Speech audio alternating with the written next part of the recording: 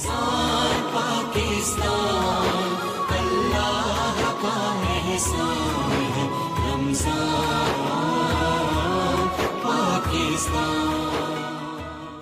جناب ایک بار پھر آپ کو خوش آمدید کہتا ہوں۔ آخری لمحات ہیں، سوچا کہ 25ویں شب کو تو ہم رخصت کر چکے، لیکن ان لمحات میں اگر کوئی کلام ہو جائے تو کیا ہی خوب بات ہو۔ ہمارے ساتھ ملک کے معروف شناخواں جناب محمد انس قادری موجود ہیں، آپ کو خوش آمدید، السلام علیکم۔ کون سا کلام پیش کر رہے ہیں؟ بہت ہی خوبصورت کلام، میری الفت مدینے سے یوں ہی نہیں۔ بسم اللہ۔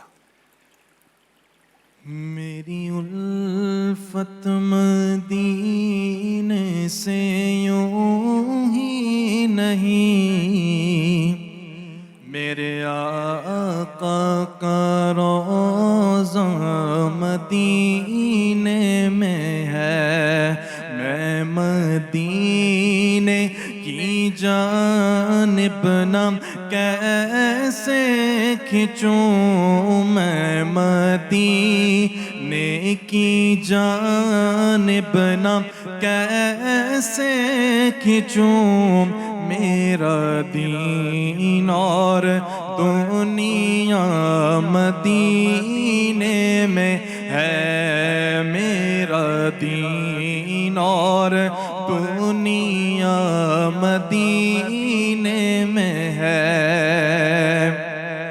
عرش اعظم سے جس کی بڑی شان ہے،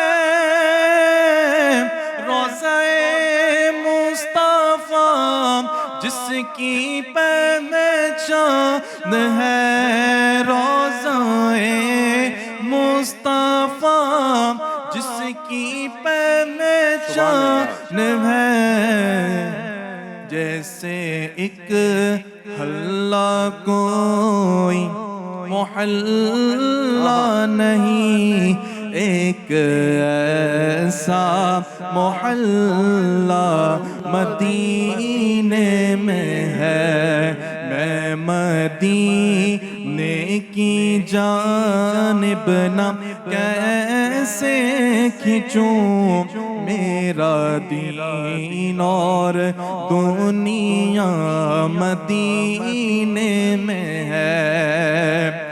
مجھے موت کا کوئی خطرہ نہ ہو، موت کیا زندگی کی بھی پرواہ نہ ہو، موت کیا زندگی کی بھی پرواہ نہ ہو، کاش سرکار ایک بار مجھ سے کہے، کاش سرکار ایک بار مجھ سے کہے، اب تیرا جینا مرنا مدینے میں ہے، یا رسول اللہ یا حبیب اللہ،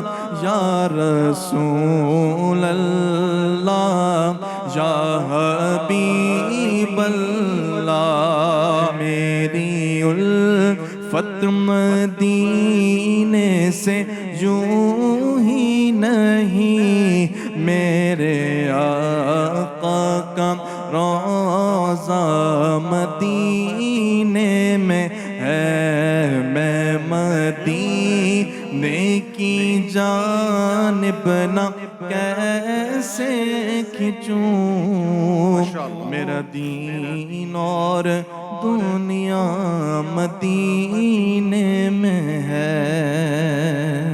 سبحان اللہ، سلامت رہیے، ماشاءاللہ سلامت رہیے۔ ناظرین کرام، حقیقت یہی ہے کہ ہمارا دین، ہماری دنیا، سب کچھ مدینہ پاک میں ہے، اور جس نے مدنی سرکار کو اپنا آئیڈیل بنا لیا، اپنا لیڈر بنا لیا، اپنا رہنما بنا لیا، رہنمائے اعظم بنا لیا ناظرین، پھر یقین مانیے دنیا کچھ بھی کر لے، وہ کبھی بھی اپنے راستے سے ڈیویٹ نہیں ہوگا۔ ایون اپنی نسلوں کا رہنما بھی سرکار مدینہ صلی اللہ علیہ وآلہ وسلم کو بنا کر جائیے گا۔ ٹھیک ہے جی، انسپریشن آپ بہت سے لوگوں سے لیتے ہیں، لے بالکل کوئی مسئلہ نہیں ہے، لیکن جو آئیڈیلزم کی بات ہے وہ صرف اور صرف مدینہ پاک والے سے ہونی چاہیے، بس ناظرین ذہن میں رکھیے گا۔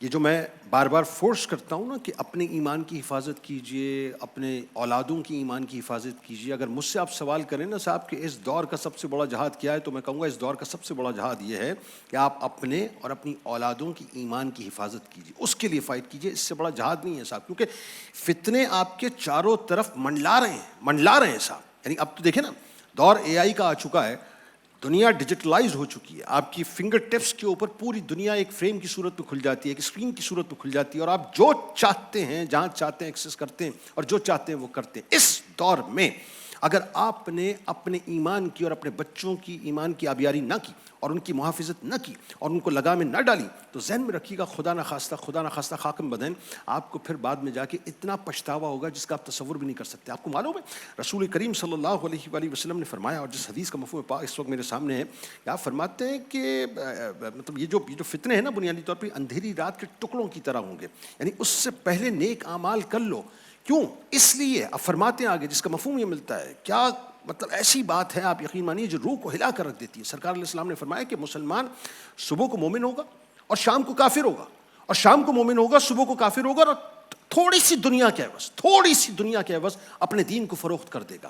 اس حدیث پاک کو آپ سامنے رکھیے صاحب، اور آج موجودہ صورتحال معاشرے کی دیکھیں تو ہوتا کیا ہے؟ ہوتا یہ ہے نا کہ چند سکوں کے عوض، چند ڈالرز کے عوض، چند پوائنٹس کے عوض، یعنی دنیا کی کسی چھوٹی سے چھوٹی آسائش کے عوض جو ہے، ہم اپنے دین کو، اپنے ایمان کو فروخت کر دیتے ہیں. یعنی اس ماتھے کے اوپر ہم نے فار سیل کا ٹیگ لگایا ہوا ہے صاحب، آئیے ہمیں خرید لیجئے صاحب، ہم تو بکنے کو تیار ہیں بازار میں، ہماری ریٹ لگائیے، ہمیں ریٹ مناسب لگیں گے، ہم اپنے آپ کو فروخت کرنے کو تیار ہو جائیں گے. یہ صورتحال ہو چکی ہے صاحب. ایون ہم اپنی نسلوں کے سودے کر دیتے ہیں، ان کے ایمان کا سودا کر دیتے ہیں، ہمیں اس بات کی بھی پرواہ نہیں ہوتی. لہٰذا یاد رکھیے گا اس پورے پرفتن دور کے اندر، اس ایرا کے اندر، جس شخص نے بھی اپنے ایمان کی محافظت کر لی وہ کامیاب ہو گیا.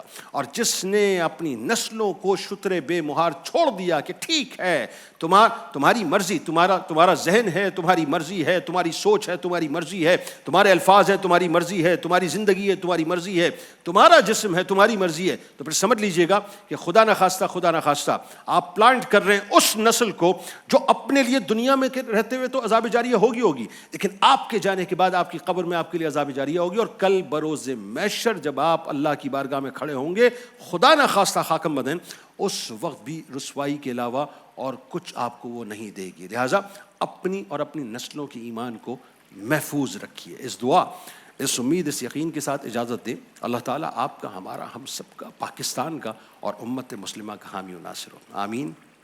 اللہ حافظ. رمضان کی رحمت آ جائے کردار میں، بات چیت میں نرمی ہو، خوشی ملے سار میں. رمضان کی رحمت آ جائے کردار میں، رمضان پاکستان اللہ کا احسان ہے. رمضان پاکستان،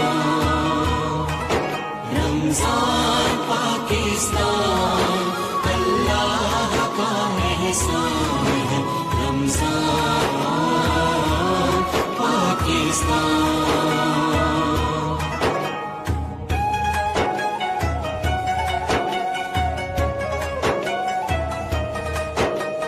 غلطی رک جائے روزے کی ڈھال سے، کام ہر ایک اچھا ہو اسی خیال سے. دین تو ہے دنیا میں نیک اعمال سے. رمضان پاکستان اللہ کا احسان ہے. رمضان پاکستان.